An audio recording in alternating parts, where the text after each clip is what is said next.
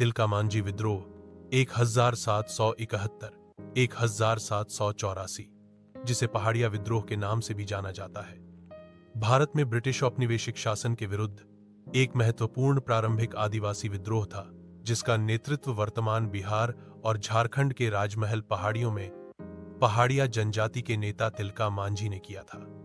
इस विद्रोह को ब्रिटिश ईस्ट इंडिया कंपनी की शोषणकारी नीतियों के विरुद्ध पहले आदिवासी विद्रोहों में से एक माना जाता है, जिसने भारत में औपनिवेशिक उत्पीड़न के प्रतिरोध में एक महत्वपूर्ण क्षण को चिह्नित किया।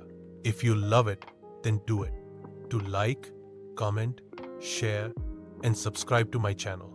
The YouTube channel number tales of heart and mind dollar. पृष्ठभूमि और कारण। राजमहल पहाड़ियों के ऊबड़ खाबड़ इलाकों में रहने वाली पहाड़िया जनजाति अपनी आजीविका के लिए झूम खेती और वन संसाधनों पर निर्भर थी।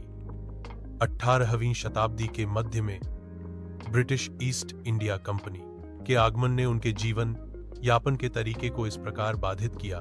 भू राजस्व नीतियां। अंग्रेजों ने भारी कर लगाए और स्थायी बंदोबस्त प्रणाली शुरू की, जिससे आदिवासी भूमि उनसे छीन ली गई और पहाड़िया आर्थिक संकट में फंस गए। संसाधन शोषण।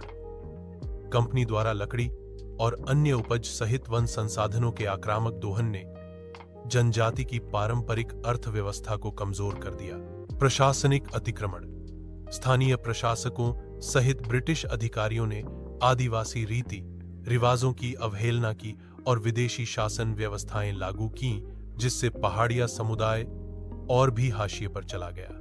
इन नीतियों के कारण व्यापक असंतोष फैला, क्योंकि पहाड़िया समुदाय को स्वायत्तता के नुकसान, आर्थिक कठिनाइयों और सांस्कृतिक क्षरण का सामना करना पड़ा।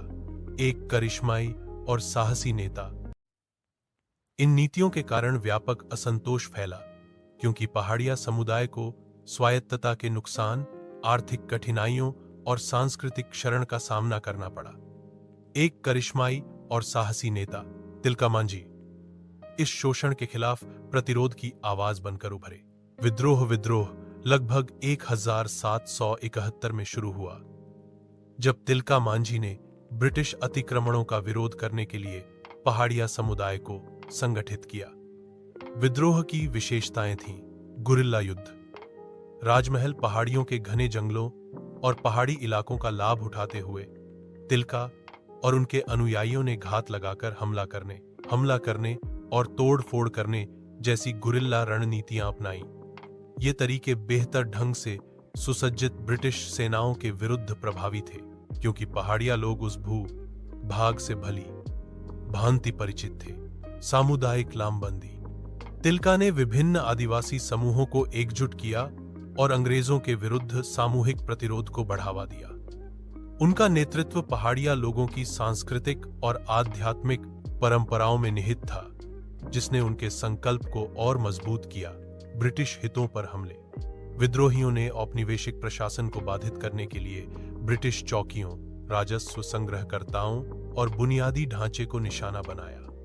उनके कार्यों का उद्देश्य अपनी भूमि और संसाधनों पर पुनः नियंत्रण प्राप्त करना था। समय के साथ विद्रोह ने गति पकड़ी और इस क्षेत्र में ब्रिटिश सत्ता के लिए एक बड़ी चुनौती पेश की। यह एक लंबा संघर्ष था, जो एक दशक से भी अधिक समय तक चला, क्योंकि पहाड़िया लोगों ने उन्हें वश में करने के प्रयासों का विरोध किया। ऑगस्टस क्लीवलैंड की परिणति और मृत्यु 1784 में।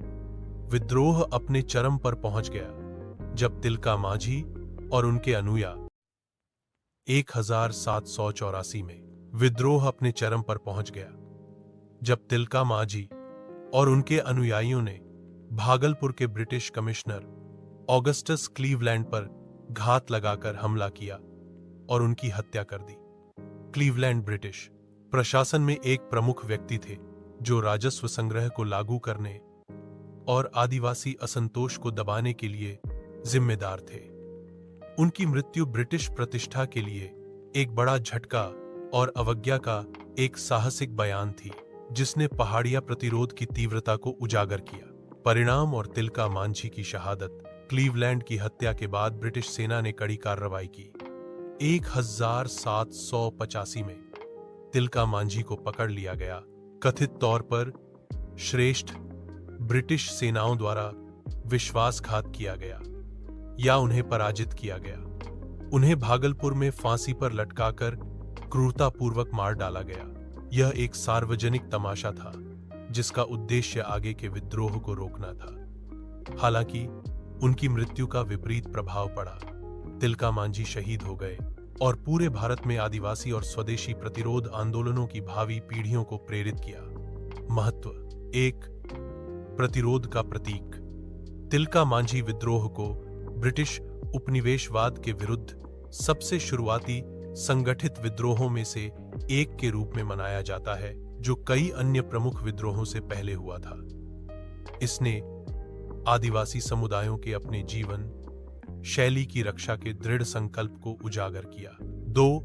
जनजातीय आंदोलनों में विरासत। तिलका मांझी की शहादत ने संथाल विद्रोह 1855, 1856 जैसे अन्य जनजातीय विद्रोहों को प्रेरित किया और उनका नाम भारत के स्वतंत्रता संग्राम में साहस और अवज्ञा का प्रतीक बना हुआ है। 3. सांस्कृतिक प्रभाव। आधुनिक बिहार और झारखंड में तिलका मांझी को एक लोक नायक के रूप में सांस्कृतिक प्रभाव। आधुनिक बिहार और झारखंड में तिलका मांझी को एक लोक नायक के रूप में सम्मान दिया जाता है। उनकी मूर्तियां, स्मारक और तिलका मांझी भागलपुर विश्वविद्यालय जैसी संस्थाएं उनकी विरासत का सम्मान करती हैं। पहाड़िया और अन्य जनजातीय समुदायों के बीच उनकी कहानी मौखिक परंपराओं और गीतों में भी मनाई जाती है। ऐतिहासिक संदर्भ। यह विद्रोह उस दौर में हुआ जब British east India company Plassey के युद्ध 1757 के बाद भारत पर अपना नियंत्रण मजबूत कर रही थी। आदिवासी क्षेत्रों का शोषण, औपनिवेशिक संसाधन दोहन शासन के उस व्यापक स्वरूप का हिस्सा था जिसमें मूल निवासियों के कल्याण की बजाय मुनाफे को प्राथमिकता दी जाती थी। तिलका मांझी विद्रोह इन नीतियों के प्रतिरोध का एक प्रारंभिक उदाहरण है जिसने बाद के उपनिवेश विरोधी आंदोलनों के लिए मंच तैयार किया। कृपया इस प्रश्न का उत्तर दें।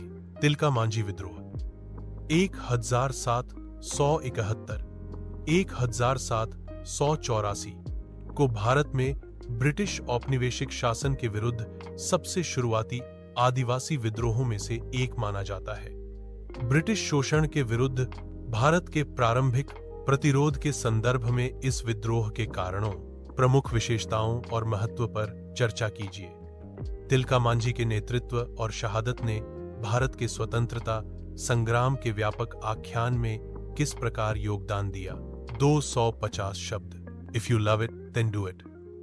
To like, comment, share, and subscribe to my channel. The YouTube channel number Tales of Heart and Mind $.